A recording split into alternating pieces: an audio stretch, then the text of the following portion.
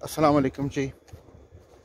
Mindset, what is meant by mindset. अभी मैंने एक पिछले दिनों एक वीडियो किया था माइंडसेट के ऊपर ही। सो आज वो उस वीडियो को आगे कंटिन्यू करूँगा एक डिफरेंट पर्सपेक्टिव के साथ कि माइंडसेट है क्या चीज़। किसी ने बहुत अच्छा क्वेश्चन किया था कि एक आदमी कंपनी बनाता है, एक इन्वेस्टर पैसा इन्वेस्ट करता है, फॉर व्हाट? क्या रीज़न होता है कि वो एक जो होता है इन्वेस्टर पैसा है या कोई भी इंसान कंपनी लगाता है, कोई बिज़नेस आइडिया लेके आता है, आइडिया के ऊपर जो है वो एक बिजनेस सेटअप बना के उसको लॉन्च करता है, उसको चलाता है। क्या होता है, मकसद क्या होता है? तो 2-3 बंदों से पूछा मैंने, तो उन्होंने कहा जी पैसा, कि पैसे के साथ पैसा मल्टीप्लाई करना है, पैसे से पैसा कमाना है। सो असल में ये बात नहीं है इस तरह से। आप गाड़ी ख़रीदते हो, किस लिए ख़रीदते हो? उसमें भी तो पैसा इन्वॉल्व होता है ना। पैसा आता है, पैसे से आप गाड़ी ख़रीदते हो, किस लिए ख़रीदते हो? पेट्रोल के लिए कि आपने पेट्रोल ख़रीदना और गाड़ी के अंदर डालना? नहीं, गाड़ी को लिया जाता है कि आपने किसी जगह पे पहुंचना है, तब आप गाड़ी को ख़रीदते हो, otherwise there is no need. ठीक है। सो पेट्रोल क्या करता है? पेट्रोल सिर्फ एक आपको फैसिलिटेट करता है, एक फ्यूल है जो आपकी गाड़ी को स्टार्ट करता है और आपको उस आपकी मंजिल के ऊपर पहुंचाता है। एक गाड़ी को स्टार्ट करना है। इसी तरह से पैसे की अहमियत किसी भी इन्वेस्टमेंट के अंदर, किसी भी कंपनी को बनाने के अंदर वही एक फ्यूल की मानंद है। तो फ्यूल डलता है तो कंपनी चलती है। Now you have to decide कि आपका एम क्या है। आप एक कंपनी को बना रहे हो, किस लिए बना रहे हो? यही चीज़ अगर आपको मैं इस तरह से समझाऊँ कि बिल गेट्स, बहुत से बड़े बड़े और भी बिजनेसमैन हैं अमेरिका के अंदर, यूएसए के अंदर, कनाडा के अंदर, जो बड़े अमीर हैं, लेकिन बिल गेट्स के अंदर और उन लोगों के तो फ़र्क क्या है? वो पैसे के पीछे नहीं भागा, वो माइंड के पीछे भागा, माइंड को कंट्रोल किया। आज अगर नहीं आप टेक्नोलॉजी सारी की जो न्यूज़ वगैरह देखो, उसके अंदर ये जो है मोबाइल एंड्रॉयड्स, इसकी जो पूरी पूरी रेस चल रही है, इसमें से नोकिया जो है वो आउट हो चुका हुआ एक तरह का। क्यों? इसलिए कि वो अपनी ही टेक्नोलॉजी लाने के अंदर रहा। ठीक है। और दुनिया, आईफोन, विंडोज़, माइक्रोसॉफ्ट, ये कहाँ पहुँच गए, और आज उसी चीज़ के अंदर ये फंस के रह गया। तो बेसिकली जो है बिल गेट, इसने किया क्या? इसने माइंड्स को ग्रैब किया। ठीक है। आज पैसा कमाने के लिए बिल गेट्स मेरी ज़रूरत है। अगर मैं कुछ चाहता हूँ, मुझे वो जो प्लेटफॉर्म है माइक्रोसॉफ्ट का, वो जो एप्पल का जो है प्लेटफॉर्म, उसको यूज़ करना है। मैं उसके ऊपर डिपेंडेंट हूँ हर तरह से। ठीक है। क्या करिए, तो मेरा यही ऑब्जेक्टिव है, पैसा कमाना। ठीक है। तो यहाँ से आप अंदाज़ा लगा सकते हो कि उसने माइंड को किस तरह से कंट्रोल किया है। ये था उसका एम, ऑब्जेक्टिव, जिसके ऊपर उसने काम किया, और आज वो यहाँ तक पहुँच गया।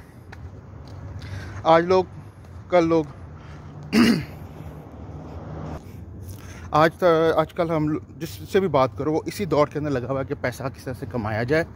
ठीक है। पैसे को किस तरह से डबल किया जाए, जिस तरह भी देखो। और उसकी वजह से बहुत ज़्यादा प्रॉब्लम्स में आके हम घिर चुके हुए हैं। क्यों?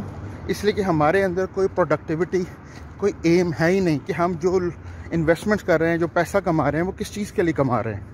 आज से बहुत साल पहले मोहल्लों के अंदर या नई जो सोसाइटीज़ या शहर से बाहर, जैसा मसलन लाहौर की मैं रहने वाला, लाहौर की बात करूं तो अंदरून शहर से पहले, बाहर मुल्तान चुंगी से पहले, यानी जो मदंग चुंगी से पहले जो एरियाज़ डेवलप हुए, ठीक है, वहाँ पे कुछ लोग होते थे जो दलाल होते थे। वो आते थे, वो जो कहते थे जी आपके बाल बच्चों ने यहाँ पलना बढ़ना है, आप यहाँ पे 10 मरले का घर बनाइए, 12 मरले का, 14 मरले का, 15 मरले का, इसमें आपको ऑक्सीजन मिलेगा, अल्लाह मियाँ की हवा आएगी। ठीक है जी, मंजी डा के तुसी सौ सकते हो, छत पे सौ जाओ। आजकल क्या हो गया? आजकल जो है वो आपके पास यही प्रॉपर्टी रियल इस्टेट वाले आते हैं, कहते 3 मरले का जी इन्वेस्टमेंट के लिए। What the heck? क्यों इन्वेस्टमेंट के लिए? ठीक है जी। वो जो पहले यहाँ से 50-60 साल पहले जो घर 15-15 मरले का या कनाल का जो होता था, चलो उसकी तो आज वैल्यू बनी, और बन के आज उसमें 3-3 मरले का घर तैयार होके बन गया। आज वो कहते हैं 3 मरले का, 4 मरले का जी इन्वेस्टमेंट पर्पज़ के लिए। किस तरह से? क्या प्रूफ है उनके पास कि ये इन्वेस्टमेंट है?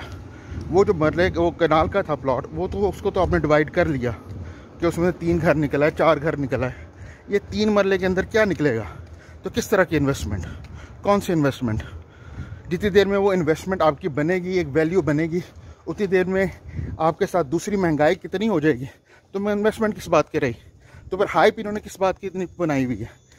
नतीजा ये निकला कि हर एक इंसान दूसरे की मजबूरी का फ़ायदा उठा के पैसे को डबल कर रहा है, और हम जा किसी जगह पे नहीं रहे, बल्कि खुद एक कुएं की तरफ जा रहे हैं कि जिसमें अगर गिर गया तो वापसी जो है या उसमें सर्वाइवल जो होगा वो नामुमकिन हो जाएगा। आजकल अगर लोगों से पूछो तो सबका मुश्तरका दुश्मन जो है वो एक तरह का अमेरिका है, ठीक है जी। लेकिन हर एक को पूछा जाए कि जी वो जाना कहाँ चाहता है, वो आपको ये जवाब में देगा जी अमेरिका या कनाडा, ठीक है जी। क्यों? इसलिए कि जी उसने फॉलो करना है अमेरिकन ड्रीम को। अमेरिकन ड्रीम जो वैसे तो तबाह हो चुकी भी है, लेकिन फिर भी उसकी जो है, जिसको कहना चाहिए कि उसकी जो बाकियात है अभी तक, वो फिर भी इतनी स्ट्रॉन्ग हैं कि वो इंसान को जो है ना फिर भी अभी भी अट्रैक्ट करती हैं कि लोग उधर जाएं, काम करें और उस अमेरिकन ड्रीम का जो है वो हिस्सा बने। वो अमेरिकन ड्रीम देखने को अगर देखा जाए तो क्या चीज़ है? वो भी एक माइंड सेट है, ठीक है। तो जहाँ जहाँ जिस चीज़ के अंदर माइंड सेट की बात हुई, जहाँ जहाँ माइंड को कंट्रोल करने की बात हुई, वो आप देखेंगे वो बहुत लॉन्ग लास्टिंग होगी, ठीक है। उसका कोई रिजल्ट भी निकलेगा। जहाँ पे माइंड सेट नहीं इन्वॉल्व होगा, यानी ये भी पैसा कमाना भी जो ये भी एक तरह का माइंड सेट ही है, लेकिन ये एक रॉन्ग सेंस है जिसका कोई रिजल्ट नहीं है। आप किसी जगह नहीं जा सकते, आप अपने आप को ही मार रहे हो। आप पैसे को जब तक कि उसके अंदर एक प्रोडक्टिविटी का जो है ना आंसर ना हो, उससे आप फ़ायदा नहीं उठा सकते। चाइना की एक 4 आने की चीज़ है, आप यहाँ पे लाके उसको 10 रुपए के बना के बेच देते हो, आपको उसमें प्रॉफिट तो मिल गया, लेकिन आपने किया क्या? उस 10 रुपए को उस 4 आने के बराबर लाके खड़ा कर दिया और रोना शुरू कर दिया जी गवर्नमेंट महंगाई हो गई। महंगाई कहीं भी नहीं हुई, हमने खुद महंगाई की। और वो उसके अंदर कौन सी चीज़ रिस्पॉन्सिबल थी? वो माइंड सेट कि रातों रात अमीर हो जाऊँ, रातों रात जो है मैं डिफेंस के अंदर कोठी तैयार कर लूँ, या शहर के अंदर जाके मैं 5-6 मरले का मकान बना लूँ। अभी पिछले दिनों मैं यूट्यूब के ऊपर एक प्रोग्राम देख रहा था कि जिसके अंदर एक पाकिस्तानी एंकर है, उसने कि ये सब्ज़ियाँ वगैरह जो कुछ भी है ये क्यों महंगा, किसी कौन इसका ज़िम्मेदार है, उसके ऊपर उसने एक पूरी अपनी एक यूट्यूब के ऊपर जो है पूरा वीडियो बनाई, जिसमें पहले जो है ना वो गया गाँव वगैरह के अंदर गया जहाँ पर सब्ज़ी वगैरह उगाई जाती है, वहाँ पे जो किसान थे, फार्मर्स थे, उनसे जाके मिला, फिर उससे पता किया अभी हाँ भी वो क्या क्या चीज़ें उगाते हैं, उसकी कीमत वहाँ से कितनी निकलती है। तो पता लगा वहाँ पर गोंगलू हो गए और कैबेज वगैरह हो गई, ये सारा कुछ जो है वहाँ पे 50 रुपये जो इतना बड़ी बोरी, ठीक है जी, उसके लिहाज से निकलता है। और जब शहर के अंदर पहुँचता है तो वो 100 रुपये का हो जाता है। कैसे हो जाती है, ठीक है जी। तो ये वो सारा जो है ना शहर के अंदर आके जी वो 100 रुपये का हो जाता है, यानी कि 110% 200% जो होता है ना उसके अंदर इंक्रीज़ प्राइसेस के अंदर आ जाता है। और उसके अंदर खाता कौन है? उनको तो कुछ नहीं मिलता, जो पूरा साल उसके ऊपर मेहनत करते हैं, फर्टिलाइज़र उनको प्रॉपर नहीं मिलते, पानी उनको प्रॉपर नहीं मिलता, ठीक है जी। वो फिर भी पूरा साल मेहनत करते हैं, इंतज़ार करते हैं, उसके बाद वो उगती है, फिर जाके वो उसकी बारी आती है कि उसको मार्केट के अंदर जाके बेचा जाए। और उसके अंदर उसका बेनिफिट कौन उठाता है? मिडलमैन जो आरती है और आगे से दुकानदार। आरती भी इतना बेनिफिट नहीं उठाता होगा जितना कि वो दुकानदार है। अब लाहौर शहर की अंदर बात की जाए तो ये जो जितने सब्ज़ी फरोश वगैरह वो कौन है? क्या वो शहरी हैं? वो शहरी नहीं है। वो कहाँ से आए हैं? वो गांव वगैरह से ही आए हैं, वहीं से आए हैं जहाँ से ये 2 रुपये की सब्ज़ी बेची जाती है। अब ये वहाँ पे आके इतनी महंगी जो होती है वो बिकती क्यों है? आप लोग वोट देते हैं, जिन लोगों को वोट देते हैं गांव देहात या दूसरी जगहों के कहीं भी, वो लोग क्या करते हैं? वो जाते हैं पार्लियामेंट्स के अंदर, चाहे वो प्रोविंशियल हो चाहे वो नेशनल असेंबली हो, हर जगह पे जाते हैं, वहाँ पे डेवलपमेंटल प्रोजेक्ट्स लेते हैं, उसके पैसे लेते हैं और उन जगहों पे जाके खर्च करने की बजाय कहाँ पे खर्च करते हैं? इस्लामाबाद में कोठी ख़रीदी जाती है, लाहौर के DHA के अंदर या जो भी इलाके उनका हैं उनसे नज़दीक तरीन जो बड़ा शहर है वहाँ पर जाकर कोठियाँ ख़रीदी जाती हैं, जायदादें ख़रीदी जाती हैं, बच्चों को बाहर भेजा जाता है और पीछे कुछ नहीं होता। अब वहाँ से ही उन्हीं गांव देहात से लोग उठते हैं, शहरों में आते हैं, ठीक है। और उनके जहन में यही होता है कि जिस शहर के अंदर या शहरी जो लोग हैं ये उनका हक खा रहे हैं, हालांकि यहाँ पे हक उनका कोई नहीं खा रहा, ठीक है। वो तो पहले बेचारे जो होते हैं मरे होते हैं, उसके ऊपर ये आते हैं। ये चूँकि ये सारी ज़रूरियात ज़िंदगी हैं, नेसेसिटी, इसके बगैर जिया नहीं जा सकता। वो फिर अनड्यू जितना भी उनसे होता है वो वहाँ पे आकर प्रॉफिट का मार्जिन कमाते हैं। बात कहने की क्या है कि ये जो माइंड सेट है, जो रॉन्ग माइंड सेट है कि पैसे को मल्टीप्लाई किया जाए, चाहे वो कंपनी बना के किया जाए, चाहे वो दुकान को बना के किया जाए, ये टोटली गलत कॉन्सेप्ट है। पैसे का कमाना, कोई भी कारोबार करने का जो मकसद है वो ये नहीं है कि आप पैसा कमाओ, इट्स ए सेकेंडरी थिंग, ठीक है। सेकेंडरी भी थिंग नहीं है, ये तो एक है कि एक टूल है, ये एक फ्यूल है जो आपने इंजेक्ट कारोबार के अंदर करना है, और आपको जो कुछ उसका बेनिफिट मिलना है उसका एक फैक्टर है profit in terms of money, वो आ रहा है।